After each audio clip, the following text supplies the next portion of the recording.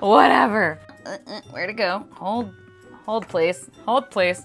Okay, I'm gonna read that one instead of the 7th book in the series. Jesus, Deshauna. I'm scared.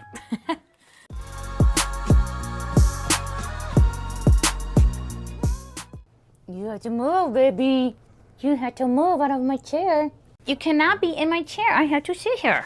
I have to sit here. Well, hello. Welcome back to my channel. Deshauna and Ghost here. I don't know if you can see her. She's like awkwardly on the edge of the chair. She wanted to sit here, but I had to move her.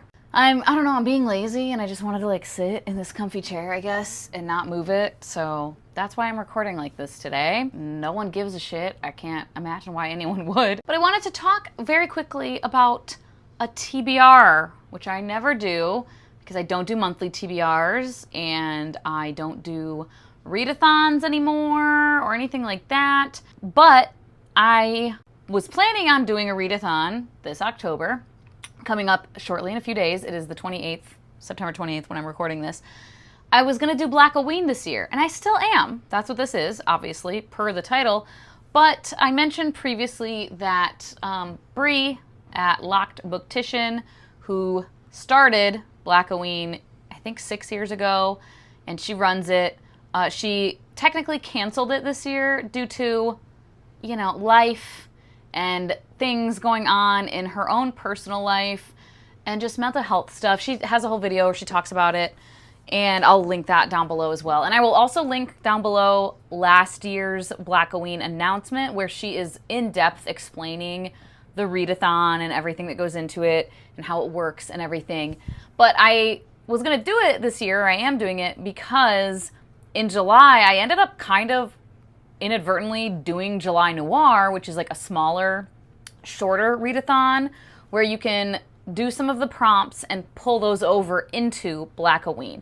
Because kind of the idea, without getting too deep into it, is there is this little map that she had created by Brittany at Melanin Eclectic. And I think Brittany has another channel also for like gaming and stuff that is Melanin Nexus. But Melanin Eclectic is her booktube channel, which I've been subscribed to for quite some time. She's great. I'll have her linked below as well. But she did the design for the map of this fictional place called Tula's Parish. And it's very New Orleans, Louisiana, inspired and based and everything. And the idea for Blackoween originally, I think, was just crime fiction as like the umbrella for the genres by Black authors. And it's now there's different like locations that you go to on the map and fulfill prompts from each location. And you can choose what like role you want. And there's one role where you're only doing 1 or 2 prompts from a location. There's another role where you're doing 3 to 4. And then the like highest role or the most thorough is Investigator Thorough, where you're doing 5 to 6. 6 is the total number of prompts in each one. Each one does have a free space though, but that is like the 6th one for each location. So it is opened up now though, where there's, you know, crime fiction, like thrillers, domestic thrillers, other kinds of thrillers, horror.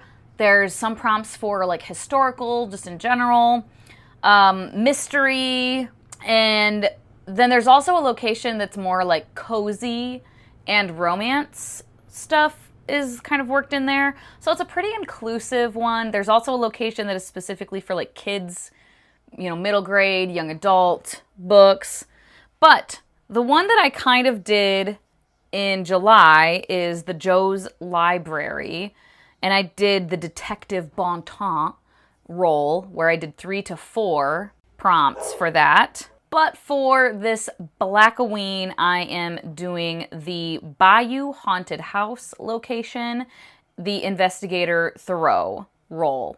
And when Bree posted her video saying that she was canceling Blackoween officially, several of us commented being like, you know, we were planning on doing it, like might just do the prompts anyway. And she's very supportive of that, of course. It just was a lot to do, and she was ending up having to do everything on her own this year, which I would not want to do either. But definitely go support Bree in general. If you've never seen Bree's channel, you should go check her out. She's awesome. I have talk to her here and there throughout my years on BookTube, and like we follow each other or whatever, and she's just a fucking delightful human being, delightful person, and she shares a lot of her personal experiences in life and on BookTube and everything, and I think she's a very relatable person, and she definitely has created a space where she's showing a lot of support for Black and Indigenous authors and everything, so great recommendations for books from her. And that is where I got my recs for the prompts to fill out for the Bayou Haunted House. And I only have 2 of them physically currently, but one of the prompts is Possession Story, and I am using, where to go? Hold please. I'm using When the Reckoning Comes by LaTanya McQueen for this one. And then I'm using this book for 2 prompts. There's Ghost Story, and then House, Mansion, Estate, Home, something like that in the title. And so I'm using The Good House by Tananarive Due for those 2 prompts. I have never read any Tananarive Due, and I want to, so that is what I'll use this for. And then I don't have this one yet, but I had requested it from the library. I'm hoping I'll get it. If it's looking like I'm not going to get it by the end of October, I'll just buy an ebook copy, I guess. But it was a prompt for Haunted House in the South. And I think The Good House probably could go for this as well, honestly. But I wanted to try to like use different books. So I am getting the Reformatory by Tananarive Due. So that's what I'm going to use that for. And then there's a prompt for Medium or Spiritual Leader. And I'm going to purchase an ebook copy of Blood Bayou by Lynn Emery. And then there's the free space, so any of these could be used for, maybe I'll just say I'm using this for the free space as well. That way I know I'll get 2 done with a shorter book. And let me tell you what they're about. When the Reckoning Comes, the synopsis. More than a decade ago, Mira fled Kipson, her small, segregated hometown in the South, to forget. With every mile she traveled, she distanced herself from her past, from her best friend, Celine, mocked by their town as the only white girl with Black friends, from her old neighborhood, from the eerie woodsman plantation rumored to be haunted by the spirits of slaves, from the terrifying memory of a ghost she saw on that terrible day when a dare gone wrong almost got Jesse, the boy she secretly loved, arrested for murder.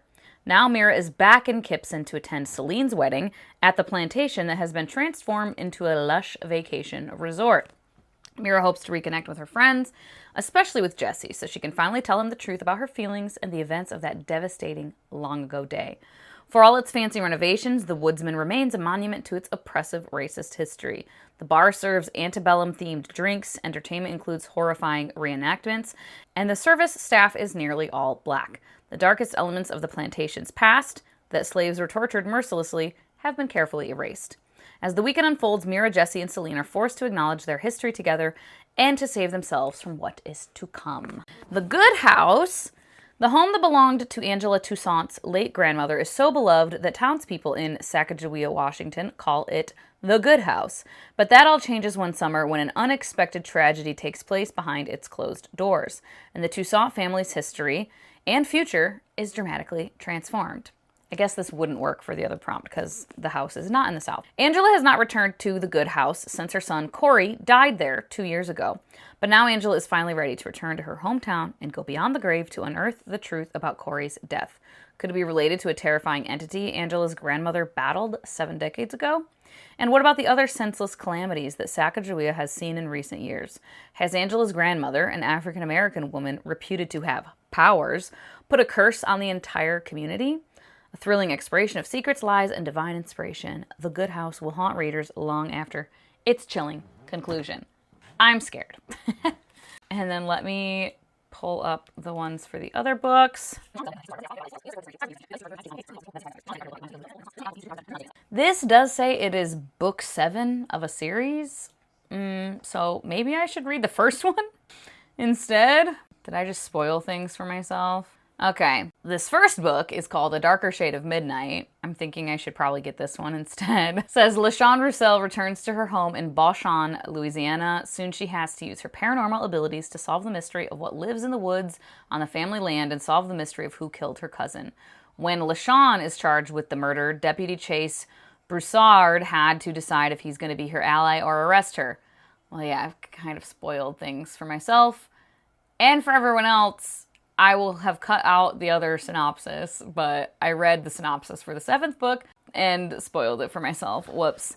Whatever. Against the odds and public opinion, their romance heats up even as the mysteries deepen. Well, I guess it's not too much of a spoiler then, because it does say right there that they end up having a romance. Okay. LaShawn must face paranormal forces determined to control her. A spirit LaShawn set loose in the past with deadly results.